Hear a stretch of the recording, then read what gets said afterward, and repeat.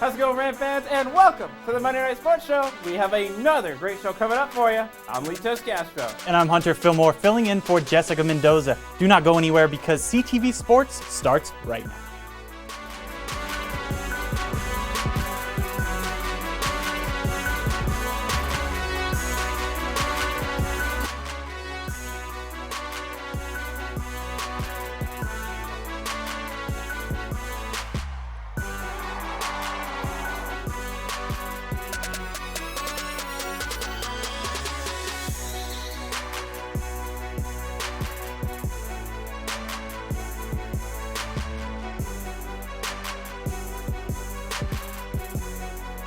All right, Rams, let's get right into it. Well, football did not play this weekend, but CSU's winningest team did. That's right, Litos. The 14th ranked Rams volleyball took on Boise State Thursday and Utah State on Saturday. Boise gave the Rams a run for their money on Thursday in 5 sets, but the Rams came out on top, and it was not without drama. Definitely. Here we go. It has Boise setting up, and the Rams set it up here. Set by Olasek. Jackson with a hit. Big save by Boise. Boise sets it up again, and it's over. Gives the Rams a chance to set it up. Olasek again. Jackson with a huge hit, but Boise saves it again. Broncos setting it up again. Olasek again. Hogard Jensen that time. Another save. Nice set save. Boise again. Rams again. Another set. Jackson, a little tip there that time, but a nice pancake by the Broncos. They get it over again. Another Olasek set.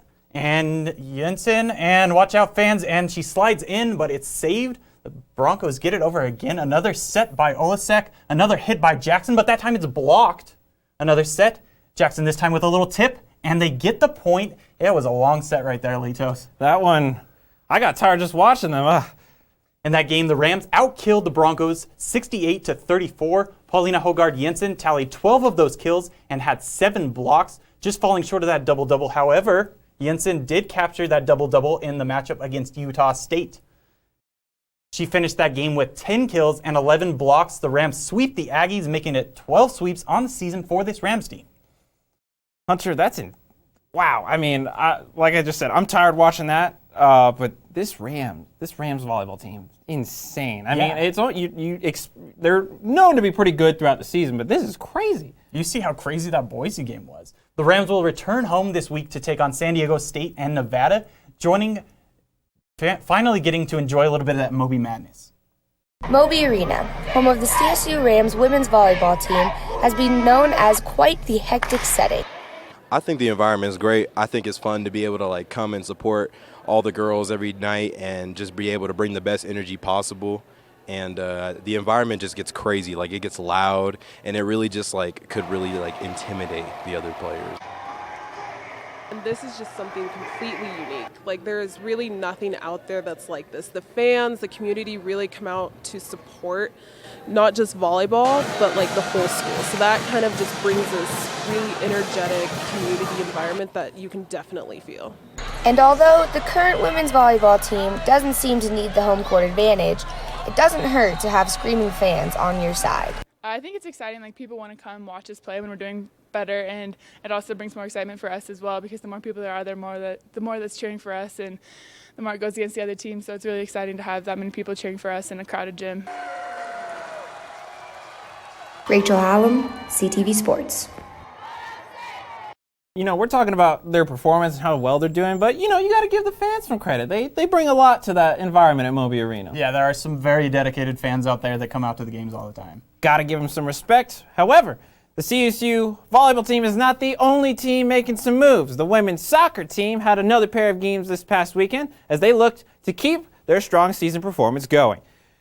Take a look at this first play right here. CSU versus the Utah State Aggies on Friday. Nice delivery from Gracie Armstrong to who else but Kaylee Lordman, again keeping her goals going up and up in the charts. She's just doing wonders for this Rams team. And that win against Utah State gave the Rams a nice warm-up before facing the best team in the conference, Boise State. This was arguably the biggest game of the regular season as the conference-leading Broncos came to town. The Rams got to see firsthand why the Broncos are such a strong team.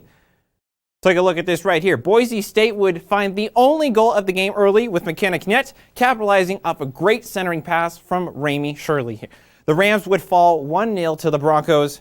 And as the Mountain West tournament gets even closer, it will be interesting to see how this team bounces back in the last games of the season. You know, the Rams they're making some good moves there. Tough loss to the best team in the conference, but they're still moving forward. Yeah, like you said, it's a tough loss, but those big games are going to really help them down the future and see how they can really stack up against the best teams. Definitely, especially learning from, the number one team in the conference right now. But Hunter, we've got one more CSU team to talk about, and that is the hockey team. That's right, Litos. Rams took to the road for a few games in Arizona. The first battle for the Rams was against the Sun Devils. This game had 8 goals scored by 8 different players. However, the Sun Devils took the win 5-3. Litos, that was just the start.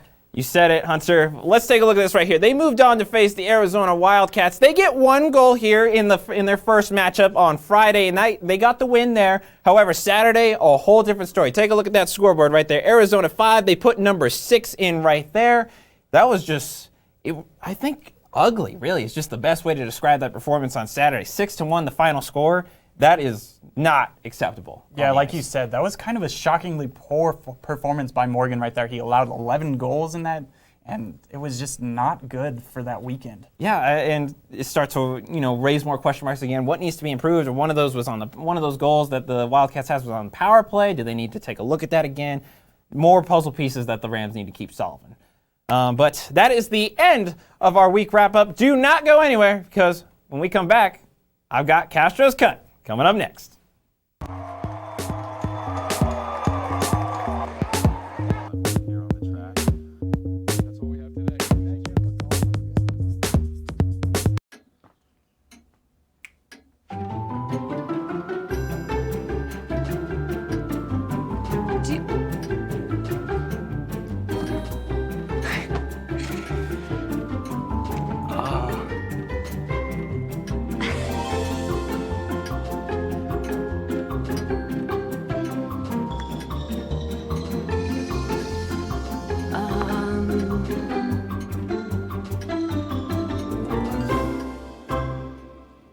Listen, you're my friend. I noticed you haven't really been yourself recently.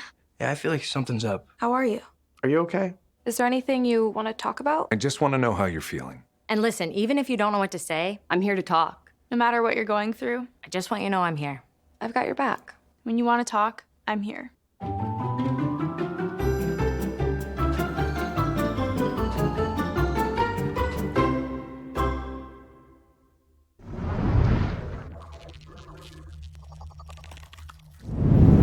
Welcome back to Castro's Cut. I am Litos Castro, here to give you the rundown of what's coming up in CSU Sports this week. So, without further ado, let's get rolling right into it. We're starting off with the volleyball team. 17 wins in a row, undefeated in the Mountain West. It's so spicy right now for this volleyball team, and they're looking to keep it going on Thursday when they take on the San Jose State Spartans coming to town. That is going to be in Moby Arena at 7 in the evening for you. Then on Saturday, the Wolfpack moving in as well, looking to take down the Rams. That's going to be Saturday at 1 in the afternoon. Can the Rams keep it going? My bets are on the Rams right now. We're going to see if they can pull it off. Next, we're taking a look at the soccer team. We talked about it before. Took a tough loss against Boise State. However, they were the best in the conference. Rams got 3 more games before the Mountain West tournament comes up. So they need to play well. Starting off with Nevada, the Wolfpack also coming to face them on Friday, starting at 7 in the evening. Then on Sunday, UNLV also going to be their next matchup. Rams are hitting the road for both of those games. Should be interesting to see how the Rams look to bounce back. Next, we move on to the football team. They're also coming back to play. They're going to be playing on Saturday at Fresno State, looking to lose the home field advantage right there. That's going to be on Saturday, 5:30 in the evening. No more of those late games. I'm honestly tired of it. Honestly, I'm done staying up late to watch these late night games. It's not for me. It's not for me. But we'll look to see how the Rams do after this week off with the bye week, see if they've made some adjustments in the lineup, if they can improve.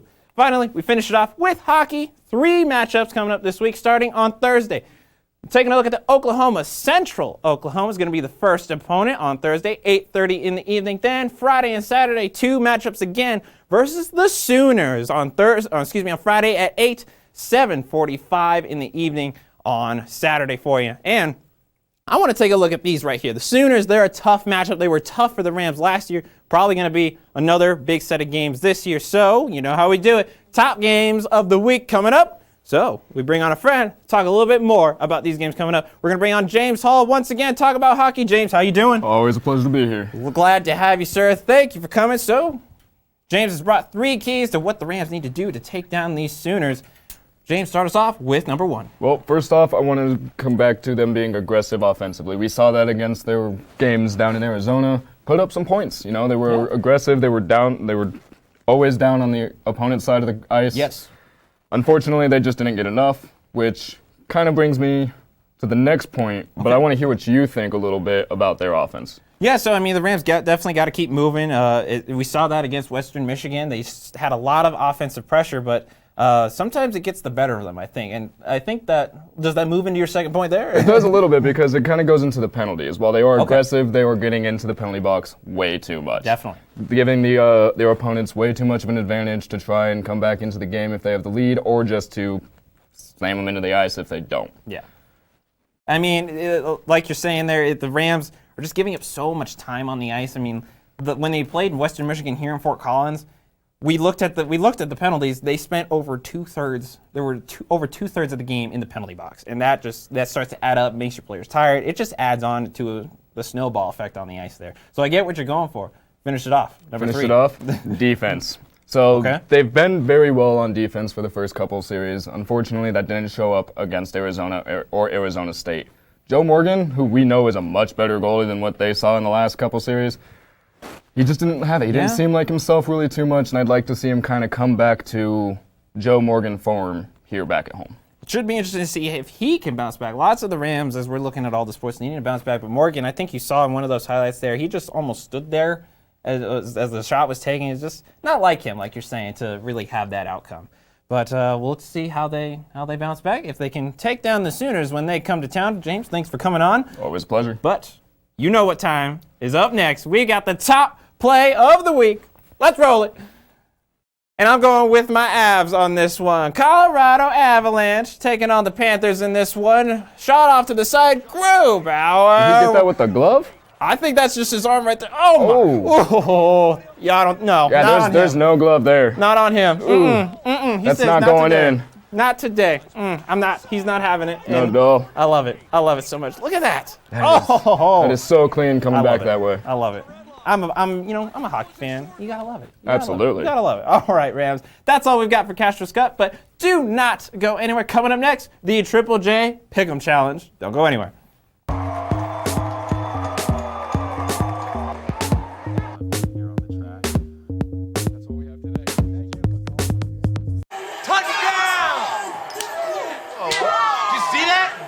We scored? Yeah, we scored. We're going to the playoffs. I can't believe I missed that.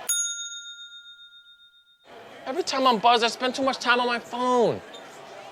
What? I should take your phone away. No. I'll call for a ride.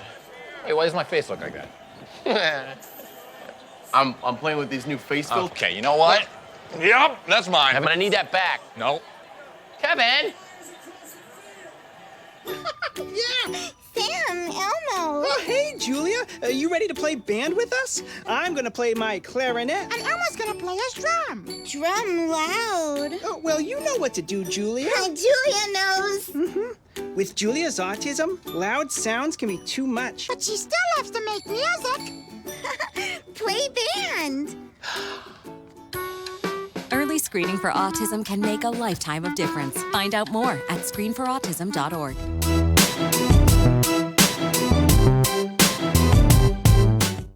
Welcome back from the break, Rams, and to the newest installment of the Triple J Challenge. I'm Cam Eving, filling in for Jessica Mendoza, and I'm here joined by Jared Stratton and Jason Ortiz. Here are the standings after looking after last week. Jason still in the lead with 18 points. Jared. Look at you. Look. Hold on. Look at this. I went from last to first because I went perfect. Yep, okay. The two For the first time in picks. Triple J Pick'em history, No. Jason went 9 for 9. Well, yeah, 9 for 9. But First I've been time perfect ever. Before. We had too many points and on the who's line. on top? Too many. Yours truly. And it's going to stay that way for the rest of the semester. Doesn't matter. Either way, I'm going to come back. You're it's done. all good. Nope. Jess is on bottom. That's all that matters. Well, not going to be for long because our first pick will be who we think is going to win the World Series, the Washington Nationals, who are riding a 6-game win streak over the ever-dominant Houston Astros. Who you got? Well, for me, I love to see this because I'm a big baseball fan who loves pitching, and you're going to see 3 of the best pitchers from each team in all of baseball. Max Scherzer, Steven Strasburg, Patrick Corbin from the Nationals, then Garrett Cole, Justin Verlander, and Zach Greinke from the Astros. This series is going to be so low scoring because the pitching is going to be that good. But with my pick, going with the Nationals. One reason, probably admittedly, they beat the Dodgers. So why, when a team beats your team, you want to win the World Series? Put that out of the way. Secondly, is that the Nationals coming off more rest. Their pitchers are all extra rested coming in. And they have that dominant 4th pitcher. The Astros don't have a 4th starter, so they throw a bullpen game. Anibal Sanchez has proven himself to be the Nationals' best 4th starter, so that's pretty much a game for that. And if you look at it, the Yankees shut down mostly the Astros batting. They hit .318 in the ALCS, and the Yankees pitching is not very good. Okay, hold on. Okay. Who's good on there? Okay, we have a lot to talk about. First of all, I'm going to talk about a little bit. I'm going to talk about the Nationals bullpen, who has been a struggle all year. They have 4 quality starters. I'll give you that. But then again, their bullpen, where is it? What's going on with that? That's if you're a huge advocate for pitching, then you got to choose the Astros because they have a great bullpen. And let's just also Nationals shut down one of the best hitting teams in all of the National League. Let's just not even talk about pitching for a second, all right? Even though the Astros have Justin Verlander, Garrett Cole, and Zach Greinke. Let's just not talk about pitching for a second. Let's talk about how the Astros are one of the top in the nation on offense this entire year, you said that about the Yankees last week. Yes, that's what I'm saying right now. What I'm saying. The Yankees last week, and they lost. The Yankees do not have the pitching the Astros do. They do not have the pitching. You're going back on yourself. I know. What I'm saying right now is I learned from my mistakes. I got you. I learned from my mistakes. I got you. Don't worry. Okay, you go after me as much as you want, but you have to understand the Astros are going to go with this easily. It's going to be an easy win for them. I agree with Jared here. Another thing that we got to take advantage is the home field advantage that the Astros have. Thank you. Astros best team in the MLB the entire season at home. Yep. I think it's going to be an easy win for the Astros. Not an easy one, but they're going to come out on top overall. Like we said about the pitching, great pitchers on both sides. Astros pitching just a tad bit better, in my opinion. And what can you say about Altuve? I mean, Altuve, you can say, okay. So can't say nothing they about are the better team, the Astros. Okay. Yes. But thanks for admitting it. All right. Yeah, that's why we picked them. Yes. But this is an underdog story. Washington Nationals, get out of here. First World Series ever. They just left a toxic relationship with Bryce Harper. Why not win a World Series? I'm just saying. We'll move on. Win a World Series doesn't make sense, but all right. It does. Now, on to our next pick. You got the 13th ranked Wisconsin Badgers, coming off a disappointing loss, to some, I guess, to Illinois. We'll be facing, the Ohio State Buckeyes. Who you got in this one, Jared? I don't know why you said it. It's the Ohio State. You have to put the emphasis on the. Even though I'm going to choose against it right now. Ohio State. All right, I'm going to choose a crazy upset right now. I understand that Wisconsin had a fluke game. Okay, it was a fluke. If it's 2, then it's a pattern, but it's only 1, so it's a fluke. But Wisconsin has the best defense in all of college football. The best. That's not even close. They only are allowing 200 yards per game. They're insane. And then again, what I'm seeing right now is Ohio State. I want to see how they're able to adapt to a great defense. Same with Wisconsin. I understand Wisconsin doesn't have the best offense, but their offense just has to score, 14 points in order to win the game. That's it. Wow. That's it. Ohio State, they have a pretty good offense, but nowhere near as good as defense Wisconsin has. 14 points. Justin Fields looking like one of the best quarterbacks in the nation right now. I'm not going to say the best. One of the top 5 quarterbacks in the nation is Justin Fields. But he hasn't had great defenses against him yet. But yeah, he has not had the caliber of Wisconsin going up against him. But in the last 7 games, how many of those 7 games do you think Ohio State blew out their opponents? And how many of those 7 games? How many? 7. How many? 7. How many were against ranked defenses? But that's what I was going to bring up. Although it was not against the best players, best teams, it's still 7 games in a row where they blow out their opponents. The closest one was 34-10. You cannot have a fluke game in college football it ruins everything. Now, how likely are Wisconsin to make the playoffs because of that fluke game? Fluke games don't happen in college football. This is where the redemption is here. They have the better defense. You cannot have fluke games in college football. No. Ohio State's easily winning this. Yeah, hands down. Ohio State. Justin Herbert, or not Herbert, my bad. Whew. Apologize for that. Okay, let's slow down. Justin Fields. God, J.K. Dobbins, one of the top running backs in the country. But you're going against Jonathan Taylor, who has better stats this year. They're both on offense, so they're not going to face each other. Both great players. But Wisconsin gave up 24 points to Illinois. A fluke game. Illinois. A single fluke game. No fluke Illinois. That's because that's their bowl game. If they're a great towards that team, game. how are you going to give up 24 points to Illinois? Because that's their biggest game of the season. They won. Illinois? Yeah, Illinois. They played Michigan 2 weeks ago. But, Wisconsin's better, dude. Come on. Come on. They play in the Big Ten. Come on. Every game's a big game. Wisconsin's better. Illinois is the biggest game of your season? Okay. No, Illinois is the biggest game for them is Wisconsin. All right, we're just going to move on. I can't hear you talk about that anymore. Yeah, because I'm right. Last but certainly not least, though, the Rams are coming off their bye week against, they're going against Fresno State. Now, Cam, who do you have in this one? Well, unfortunately, the CSU Rams aren't doing as well as some may have thought they could do, but I got to go with Fresno State. Fresno State coming off with a huge blowout against UNLV last week. It was 56-27 in that blowout. And CSU just close to last in running defense in the conference. I think they're second from last. They're not last? They're second to last in the conference in that running defense. Rising. UNLV rushed for 6. I said 6 rushing touchdowns last week. And UNLV, although not one of the best teams, I'd say a little bit better than the Rams. I just don't think the Rams have any hope of beating Fresno State, especially on that Fresno State football field. Well, we're going to go with the Rams because why not? Delusion.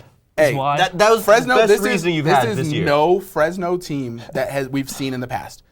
They're 3-3. Okay. Are they that much better? They have one more win than CSU. It doesn't matter. They play in the same conference. Yes, where CSU is the bottom. You said almost the bottom. Okay, one above the bottom. Excuse me. Hey, one of I'm our just wins saying. against New Mexico. And the worst team. This game is going to be such. They're going to go back and forth. It's going to be whoever has the ball last. CSU is terrible. So I'm taking CSU. You got Warren Jackson. Patty O'Brien is playing out of his mind now. Wow. And I disagree Marvin with that. Kinsey Jr., False. Nate Craig Myers, if they play, Rams take it Okay, all no. day long. No, Jackson doesn't have anybody to throw it to. Throw out Fresno State for me. That is ridiculous. You cannot say that CSU is going to win this game. No You can joke about it. I understand that, but if you're actually believing it, you're delusional. CSU is awful. You have to understand that. I've seen you at the games. I've seen you see how terrible they are in person. Dude, that is ridiculous. Fresno's got this one. Well, Rams, that's all we have time for. Stay tuned for next week right here because right after this, we got Litos and Hunter come up with the real talk.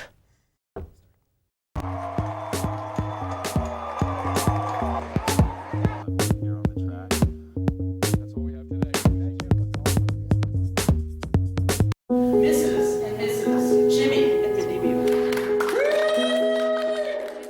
I came from 5 generations of teachers.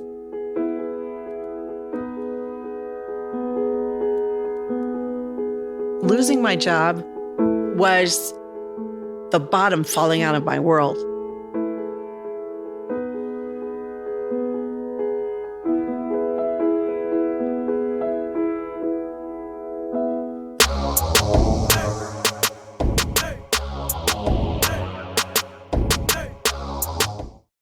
Welcome back, Rams, to another segment of Real Talk. Jessica is not the person I'm going to be debating with today, more than likely. It's going to be Hunter right now.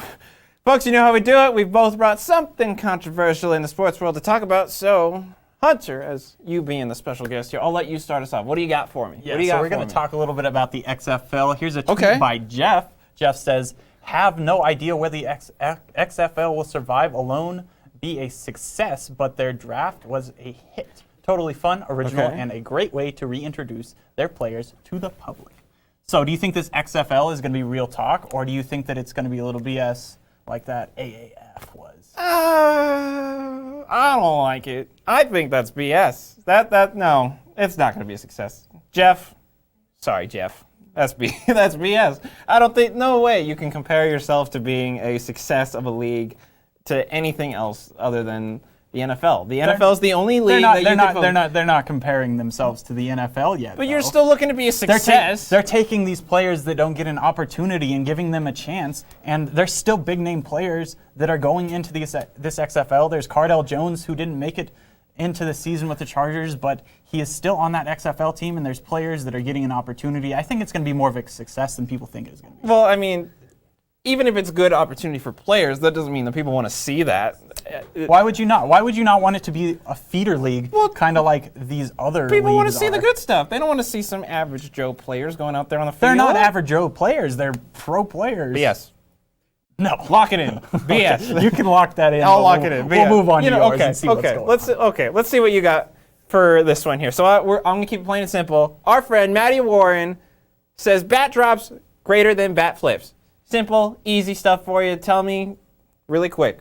Real talk or BS from Maddie? Simple as BS. Yes. Oh. BS. It's simple. It's the bat flips just have so much more attitude involved. You just flip the bat right after you hit that home run. Bad attitude. Yeah, I think no. It's just Bad showing attitude. everybody how well you just hit that ball. Okay. Well, I know Jessica and Tara talked about this a little last semester. Let's see what Jessica had to say about this. But when you hit a home run from a ball that's going 90 plus miles an hour, you can't flip the bat and walk around the bases and celebrate. I think that's just crazy.